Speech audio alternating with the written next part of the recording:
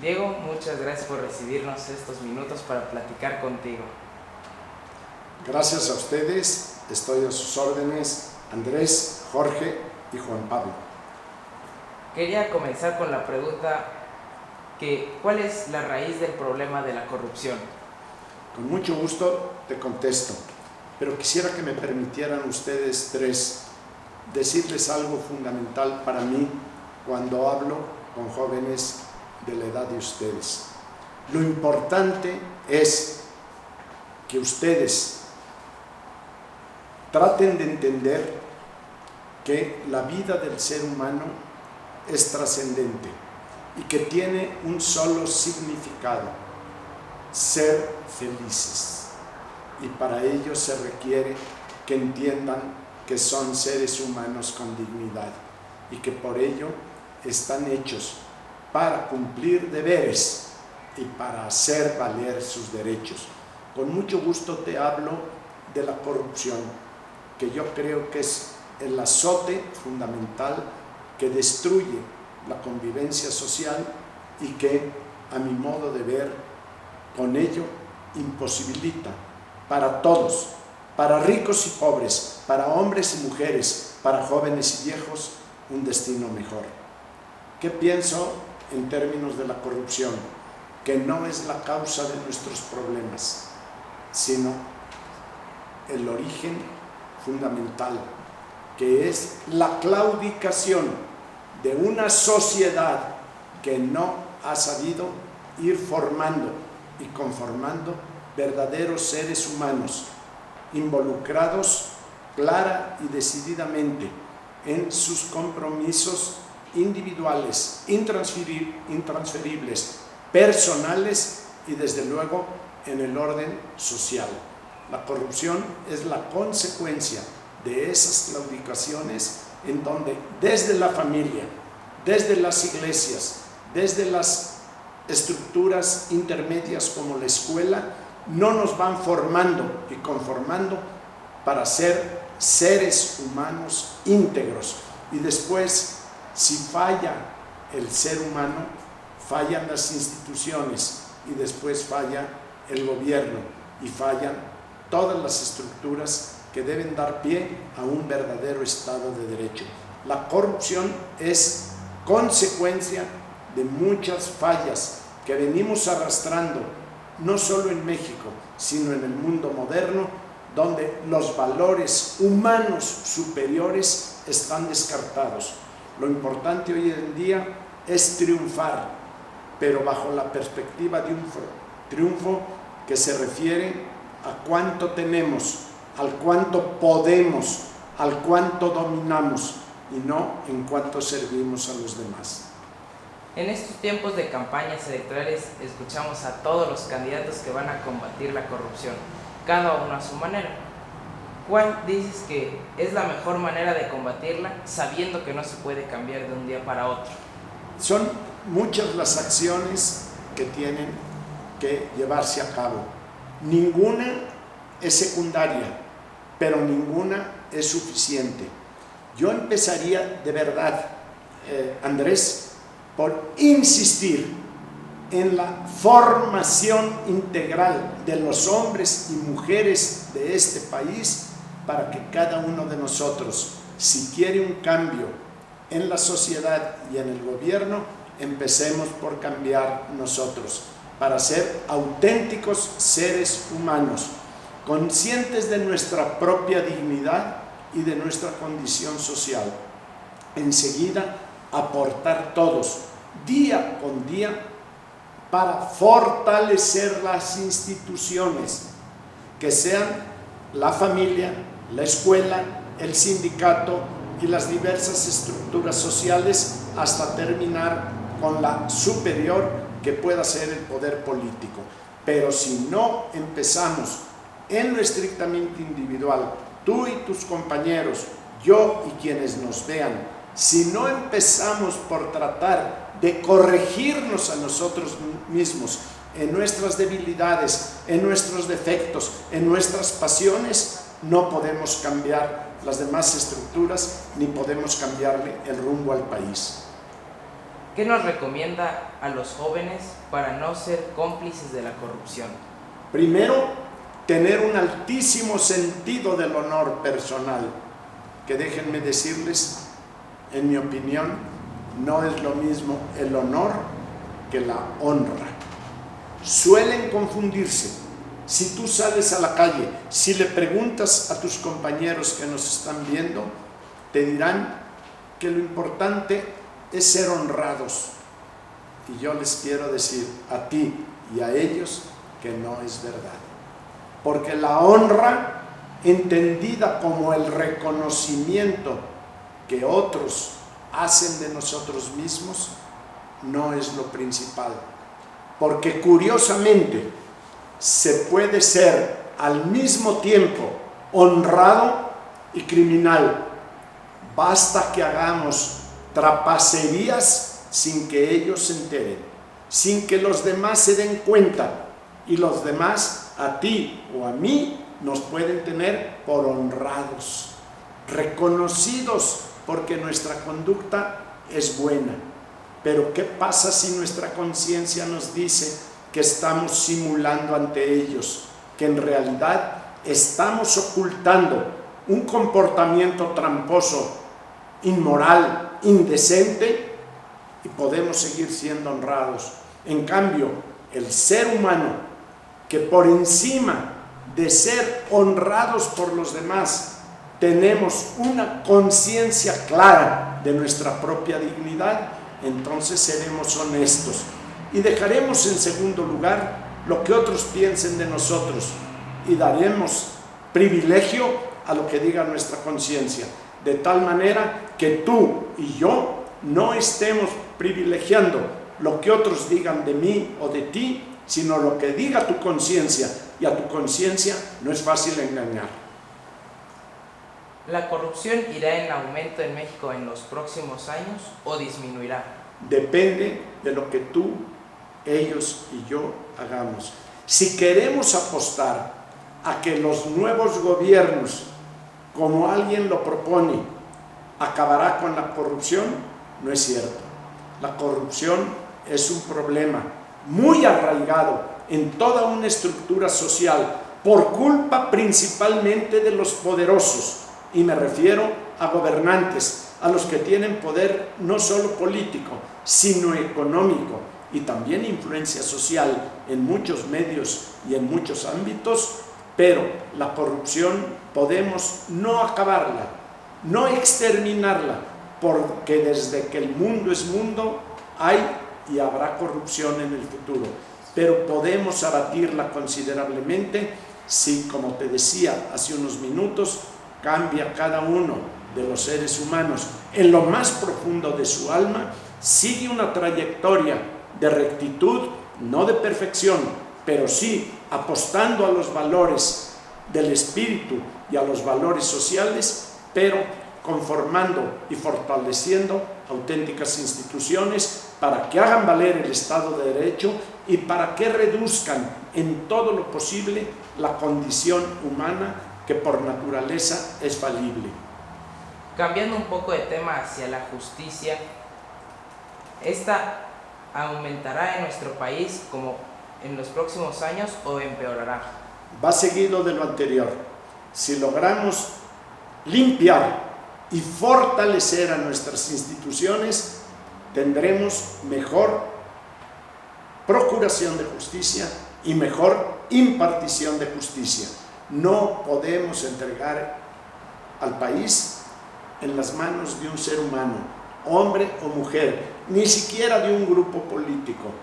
El camino de México, queramos o no, será la consecuencia de lo que todos seamos capaces de hacer o de dejar de hacer. Por eso yo creo que cuando hablamos de corrupción, no solo se puede hablar de conductas positivamente nefastas, sino de abstenciones, de ausencias que muchas veces traen un daño mayor. Entonces, ¿el problema de la injusticia en México es parte de la sociedad, de las instituciones o una mezcla de ambas? De ambas. Está mezclado gobierno y sociedad. porque el sistema político mexicano ha tenido dos perversidades: ser intrínsecamente corrupto y a la vez corruptor. Quiere decir que el mal, el veneno, el cáncer está en las instituciones y está en la sociedad, por supuesto, con mucha mayor gravedad y con mucha mayor responsabilidad en los de arriba, que tienen mayor poder para bien o para mal. También en México hay mucha impunidad. Sabemos que para cambiarla tenemos que cambiar todos los ciudadanos nuestra escala de valores. ¿Qué se tendría que cambiar en la estructura jurídica para que se inicie este cambio? Sí, claro, tienes toda la razón, Andrés, pero hay que llegar a una conclusión. No por más leyes vamos a mejorar, porque las leyes generalmente en nuestro país se hacen para violarlas, de tal manera que lo muy importante es, sí, perfeccionar el marco jurídico, pero sobre todo que el ciudadano esté dispuesto día a día a someterse a la ley. Si cada uno de nosotros está buscando la manera cotidiana de burlar la ley, no hay posibilidad de progreso. Podrá haber mejores leyes, mejores fiscales, mejores juzgadores, pero debe de ser una cultura que ayude y que impulse y que exija al poder político para que cumpla su deber. Nunca veremos que de arriba a abajo se garantice el cambio de una sociedad. La sociedad debe sanearse y fortalecerse en sí misma, y como consecuencia se depurarán los órganos de gobierno. ¿Usted considera que el gobierno nos podría ayudar en este cambio, o las instituciones, a las nuevas generaciones? Bueno, para mí, parte de las instituciones son gubernamentales, y quiero reiterar, por supuesto, no es que los cambios los haga la sociedad al margen de sus instituciones, sino la sociedad fortaleciendo a sus instituciones. En esa medida, creo que podremos lograr un México mejor. Este problema de la injusticia también supongo que va relacionado con los valores. Especialmente, ¿cree que el gobierno puede también, o las instituciones, fortalecer nuestros valores para también en ese cambio? Es que el gobierno tiene la grandísima responsabilidad triple de ser educador, no el único, porque la primera educación se recibe en la familia, enseguida en las iglesias y enseguida en las escuelas y en las demás estructuras sociales. Todas las estructuras de la comunidad deben estar diseñadas para formar y consolidar a los seres humanos en los valores. Pero si el primer valor del Estado debe de estar decidido a la educación, el segundo debe de ser a la promoción, para que cada ser humano se pueda desarrollar íntegramente. Pero el tercer valor, del que nunca se habla, es de que el gobierno debe ser represor. Y si tú escuchas en los políticos de nuestros tiempos esta palabra, jamás la van a pronunciar. No quieren saber de un gobierno represor, porque traen en sus espaldas la carga de gobiernos que han sido abusivos muchas veces contra los ciudadanos.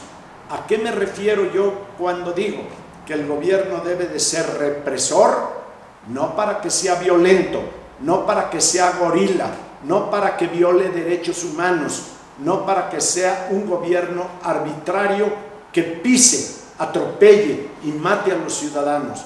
Lo que digo que el gobierno debe ser represor con todos los violadores de la ley, de tal manera que el rico, el pobre, el hombre, la mujer, el joven o el adulto que violente la ley debe de ser reprimido por el Estado, de tal manera que sin llegar a la barbarie, sin llegar al abuso de poder, todo mundo sepa que el infractor de la ley debe de ser castigado por el Estado.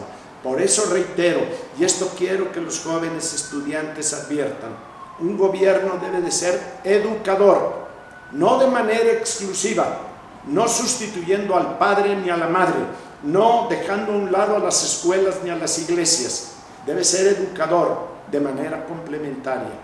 Al mismo tiempo debe de ser promotor para que tú y tus compañeros puedan tener oportunidades de vida, de superación, de destino, de felicidad, pero sin que se olvide que un buen gobierno debe ser represor de los violentos, no violando derechos humanos, porque jamás una violación de la ley se debe de combatir con otro acto de barbarie, con otra violación de la ley. Diría que desde las familias ya empieza a haber una crisis de valores. Por supuesto y total. No solo no me disgusta lo que en el mundo se llama el avance, la modernización de la nueva sociedad. Acuérdate que en la historia de la humanidad van evolucionando en muchos aspectos las formas de convivencia y la tabla de valores y la forma de entender y de vivir la vida. Pero hay valores esenciales que nunca deben de cambiar, como puede ser ese amor a la familia, ese amor a la patria, ese amor a los valores, como pueden ser el respeto a la vida, el respeto a la libertad, el derecho a la independencia y todo lo que va consigo como valores humanos. Pero si tú analizas, muchas veces libertad se interpreta como libertinaje, y en esa libertad malentendida está la destrucción de la vida de muchos seres humanos. ¿Qué valor o valores diría que son esenciales para que los servidores públicos puedan ser buenos servidores públicos? Desde luego el de la honestidad, pero no entendida como ahora se quiere entender, que si tú eres pobre y yo soy rico, tú eres honesto y yo bribón. No es cierto. Esa es una trampa verdaderamente ofensiva para la inteligencia. Se puede ser pobre y sin vergüenza, o rico y honesto. Depende cómo hiciste tu riqueza y para qué la empleas y por qué es la causa de tu pobreza. Porque hay pobres que lo son por vagos, por sinvergüenzas, por ociosos, porque no tienen esfuerzo para superarse. Y hay ricos también que han hecho su riqueza a la mala y que la emplean a la mala. Depende por qué se es pobre y por qué se es rico. La pobreza en sí misma no es virtud, si hablamos de la pobreza del cuerpo o de la economía. Y si hablamos de la riqueza, tampoco por sí misma es una virtud.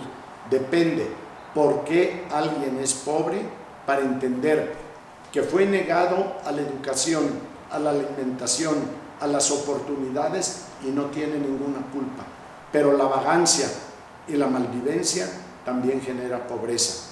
Y muchas veces hay riqueza que es producto del esfuerzo, del tesón, de la responsabilidad, de la casta para salir adelante, porque curiosamente muchos de los que son pobres alucinan a los ricos y solo están pidiendo que Dios los castigue con la riqueza. Esa no es la disyuntiva. Lo importante es que cada ser humano entienda que la riqueza material no es en sí misma virtud, sino que en todo caso es una oportunidad y una responsabilidad, y que no se les olvide que no es más rico el que más tiene, sino el que menos necesita. Con esto, ¿considera que hay muchos políticos que se han olvidado de que son servidores públicos o más bien nunca lo tuvieron como un principal objetivo? Es muy difícil entrar en las ideas y en los propósitos personales.